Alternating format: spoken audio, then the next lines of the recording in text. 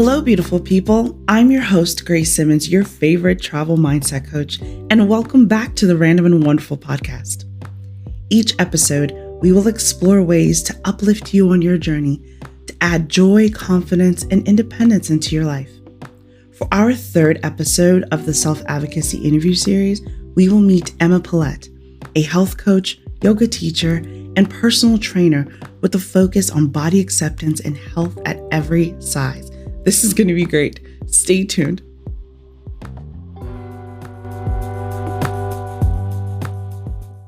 I have Emma here with me, and we're going to chat about her journey from corporate to being a personal trainer to yoga. I want to get to your 365 challenge in a sec, but please, hello and welcome. Thank you so much for having me. It's so exciting to be here. I'm happy you're here. So please tell me, what is one fun thing about yourself? I think this is kind of a bit culturally specific, but I will try and explain it to you. Okay. Years and years ago, I used to be a goal umpire for Australian rules football. So in Australia, we have our own special type of football, and Okay. there's different types of umpires. And if someone kicks a goal, there's someone that stands between the goals with some flags to wave to say that they've kicked a goal. Yeah. And it's very male dominated, but I used to love doing it with my dad when I was a kid. So when I became a grown up, I actually trained to become a goal umpire and did that for about 6 or 7 years. So if I told someone that in Australia, they'd be like, really? That's really unusual. So I like to sort of spin people out about that because it's not expected. Very nice. So back to your yoga challenge. You're doing 365 days. Please tell me about that. How's it going? It's going really well. So today is day 58. So Okay. really, it's still in the early days.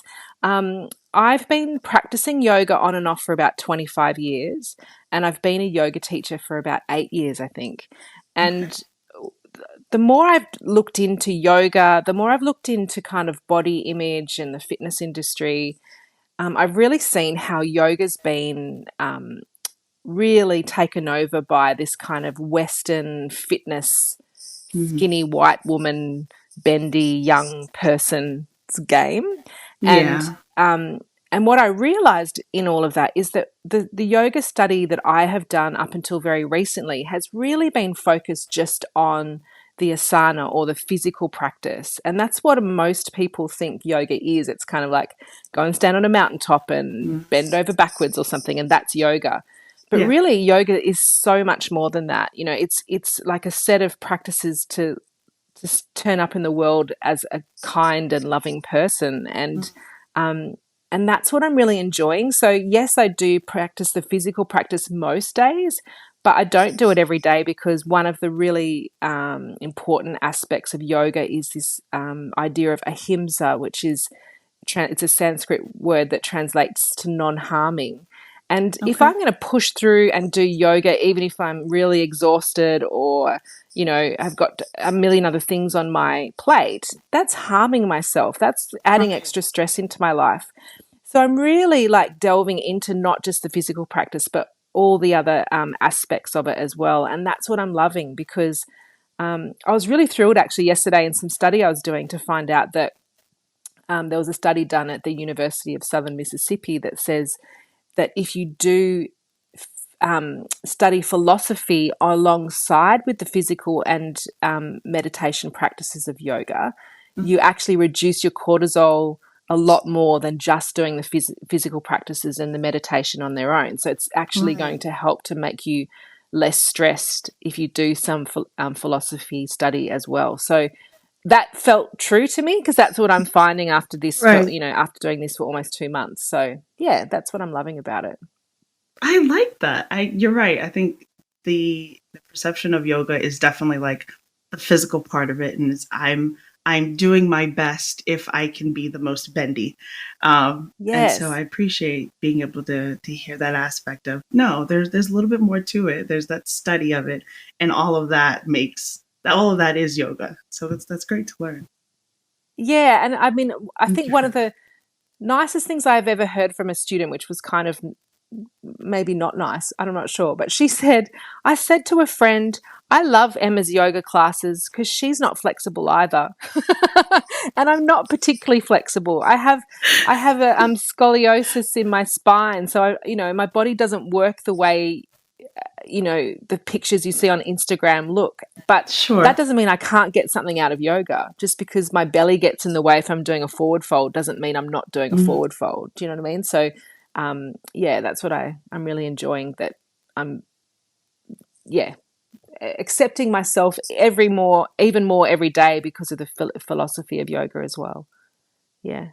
I appreciate that. I hope you do take that as a compliment, because for those of us who our bellies are in the way, it's like, no, but I still want to try this, and I can Yeah. succeed seeing someone else who's like, no, you're fine. Like, let's do it. So Yeah. I appreciate that stuff. Yeah. Yeah, that's good. What about the philosophy of yoga have you found not necessarily most meaningful, but maybe that's resonated with you during these past 50 something days? I think really I'm starting at the very beginning. So there's sort of 8 limbs of yoga, and the first limb, they describe it as a limb. That's just the way it was written, 4,000 years ago. A part of yoga is the yamas, which are kind of like the moral code, or sort of the ethics of how a yogi is supposed to kind of show up in the world. And so Oh I wow. mentioned ahimsa, but I think there's 6 or 7. I should know off the top of my head, but I don't, because I'm still learning, always learning. But one of them as well is about really looking after your energy. And so traditionally it was about actually being celibate. So it was like, don't overuse your energy in that way. But Okay. nowadays they're sort of saying, don't overuse your energy in lots of different ways. So don't overindulge in food. Like, really notice how your body feels when it comes to Mm. food. Don't overindulge in yoga. Don't overindulge in, conversations that you're not getting anything out of anymore Mm. because you're just making someone else happy. So it's kind of about learning boundaries in different aspects of your life, but doing it again using that ahimsa, like using that non-harming kind of mindset. So it's like, I'm not going to just tell someone to shut up because I'm tired and I want to leave. I'm going to do it Right. in a kind way, but I've got to remember that my energy is just as important as your energy.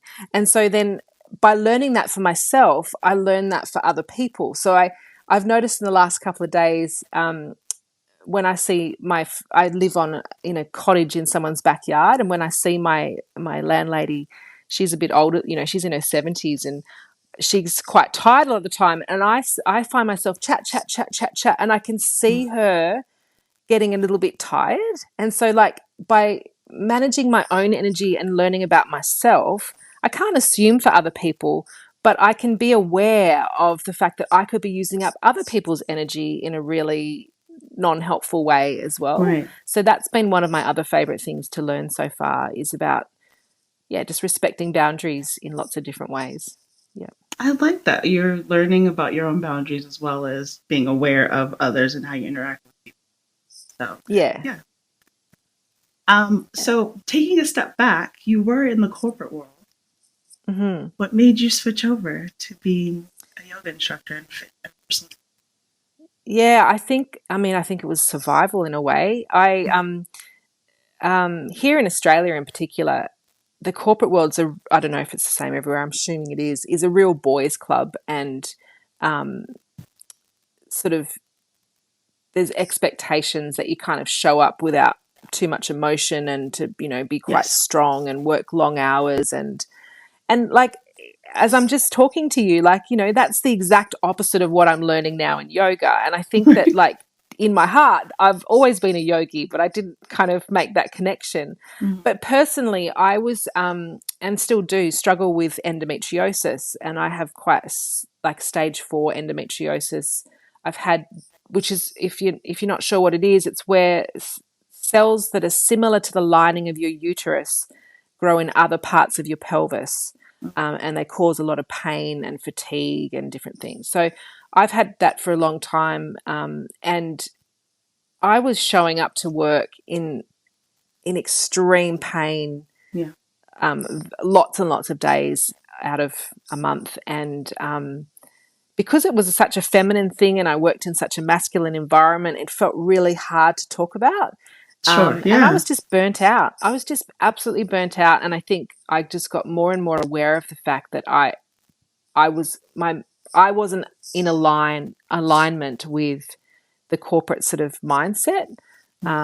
And my mum lived here in this small town where I live now, and I had lived away from her for so long, and I just thought I want to be near my mum.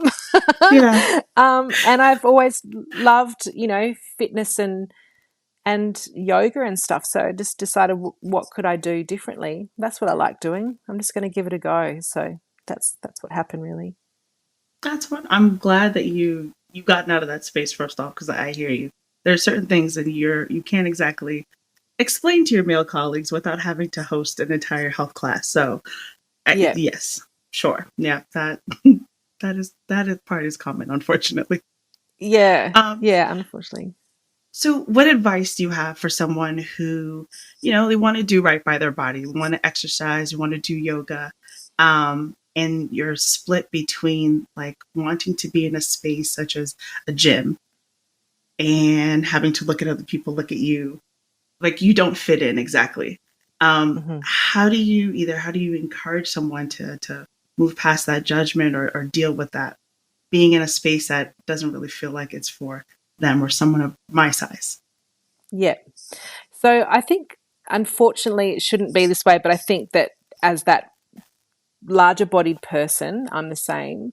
I would recommend doing a lot of preparation before. Hmm. So, one thing I would do is really look into, if you've got the opportunity to look at a few different gyms or fitness centers near you, just really check out their websites and their pages about the trainers and things that are there, and just see how focused they are on weight loss and transformation, and saying that you have to be thin to be healthy, because Right. most fitness places will say that.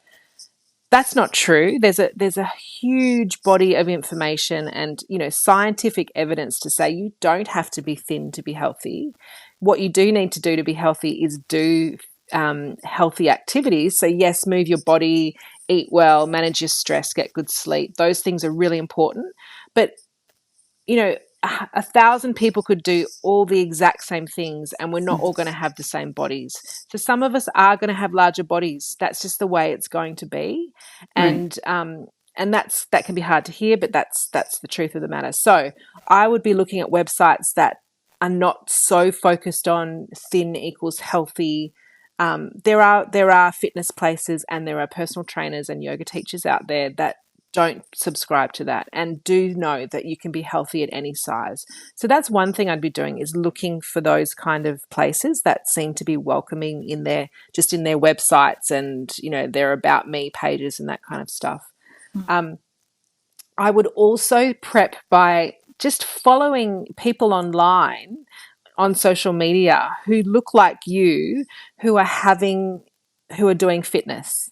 So just to show you that there are people out there that look like you, have your kind of body, your age group, whatever, that are fit and healthy. To prove to yourself that you are just as worthy as anyone else of being fit and healthy, and it's possible, because there's your evidence. So one Right. of the big things I've done for myself in my own body acceptance is just change my feed. My social media feed looks so different now than it did like 7 or 8 years ago. So Yeah. that's really important. I think the third thing is maybe even trying out a few like online fitness things, whether it's YouTube, like for free or paid, with trainers that look a bit more like you, who've got like me, who's got a bigger belly, so you can see how they've modified practices. They might even show you how to modify things, so that when you step into that real world environment, you feel like you know what to do, even if you're not Right. being shown how to do it. And then the fourth thing I would do is make sure that I've got a fabulous outfit, and something that fits really well. And Okay. I like, workout tights that come right up to pretty much underneath my boobs so that like my whole belly is kept in and I Everything. feel really secure and comfortable. And why shouldn't I look cute when I'm in the gym like everyone else does? So like Right. to try not to really feel like you have to hide yourself. Get find an outfit that feels really fabulous so that you can walk in feeling great. So surprisingly, probably not, I would recommend meditation and yoga only because there are some studies that show that both of those things in different ways will improve your body image. So there is evidence to show, particularly self-compassion meditation. So meditations like a guided meditation that helps you with self-compassion will really help you with your body image. And the research shows that if you do this meditation not 3 times a day, for every day for 3 weeks, Okay. your improvements is quite significant in terms of how you feel about your own body. And then they tested the people again, I think it was 6 months later, and they were still getting benefits. So, like, that's 3 weeks of effort for like quite a long amount of benefit. And then the other thing is there is evidence to show that people who do even just yoga once a week compared to people who don't do yoga have a lot better body image compared to, yeah, as I said, people who don't do yoga. So they're two things that I would highly recommend. But the other thing which I mentioned before is really that social media feed. Like, we all spend so much time on our phones.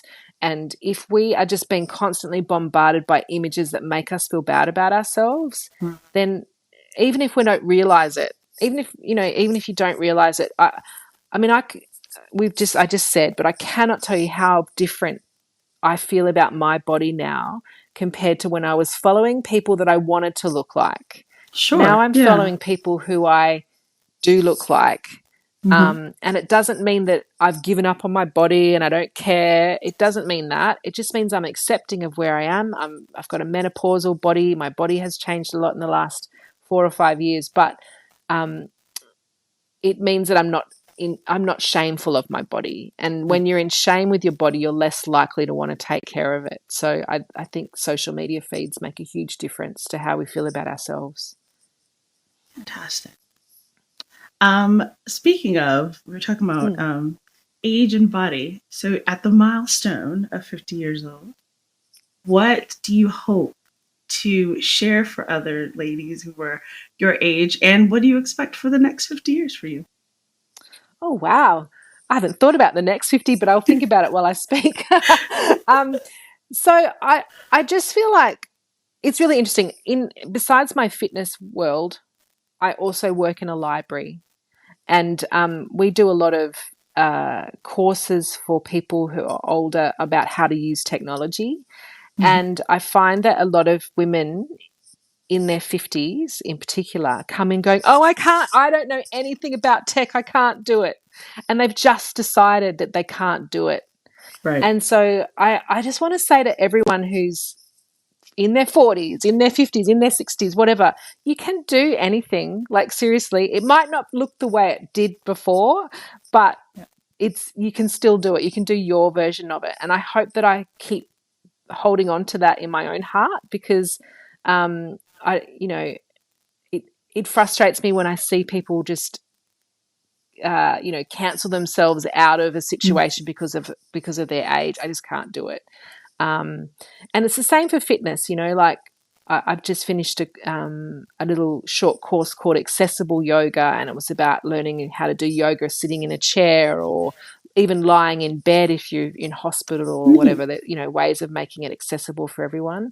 So I sort of feel like everything is accessible to everyone. We just have to find a way to make it that way. And we have to be Right. thoughtful and curious and wanting to find those ways for other people. So I hope in the next 50 years, I will still be teaching yoga, and I'll be doing it in a way that suits my body, but is also still helping other people of my age to move and feel like their well-being is being looked after. I think that's what I want. Excellent, Emma. Thank you. Okay, so two last questions. Yeah. If you were to leave the earth tomorrow, what do you hope people say about how you impacted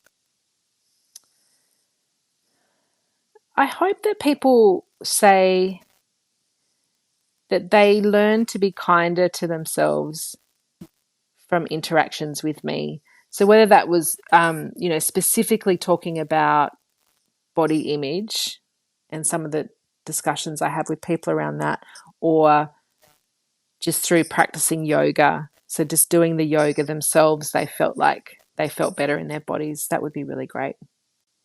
them? Excellent. And do you have any like books or other resources that you can share with listeners about, either yoga or again, by respecting your body? Yeah, so I really enjoyed a book called, I've got it right here and I've got to remember what it's called.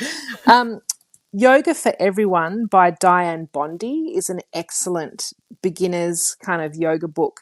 It actually breaks down all the different, like not all the different poses because there's thousands, but like the main poses in yoga and how to do them for different size bodies, for different abilities, for different age groups. So that's a really great yoga resource if you want to sort of be able to do it in a way that suits your body. And then I would really recommend reading Intuitive Eating. So it's a book by Evelyn Triboli and I can't remember the other author's name, but I've been studying with Evelyn. That's why her name sticks in my head. But intuitive eating it sounds really woo-woo, intuitive, but it's very scientifically based about learning to respect your own hunger and fullness, learning to feel into your body about, what your body needs, and learning, it's quite in depth, learning to reject diet culture, all that kind of stuff, and really looking after your body from a place of care and well-being, as opposed to it needs to look a certain way. Right. Yeah. And so that's a really good jumping off point if you're at the point in your life where you've tried a million diets and they haven't worked. And by the way, they won't work because they can't work because of the way our bodies function. So, there's no such thing as a long-term diet that actually works. This will show you how to eat in a way that will really look after your body as opposed to making it look a certain way. And the whole system is very in-depth and I find it really fascinating and I recommend it. All right, Emma, before we go, how can the folks get in touch with you? Yeah. Well, if you go to my website, which is emmapoliette.com, there is actually a free download of a self-compassion meditation. So if someone was interested in getting into that, that's the best place to go. And then I'm also documenting my daily yoga, 365 days of yoga at my Instagram page, which is daily.yoga.with.emma, which is a bit long, but hopefully you'll have a link that you can share so people don't have to remember the whole thing. Yeah. Excellent. Well, I really appreciate you spending some time with me, Emma. Thank you so much. Thanks so much for having me. It's been a great conversation. Absolute gems, right? Here are a few takeaways from our chat. Improving the body image, promoting body positivity and self-care, curating your social media feed, and self-compassion meditation.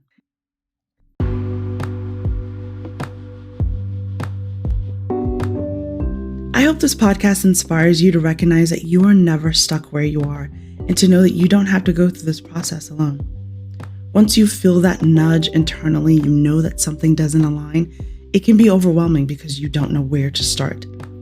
If you're ready to stop waiting for permission to make bold decisions that build confidence, add joy, and create ease into your life, sign up for a free discovery call with me today.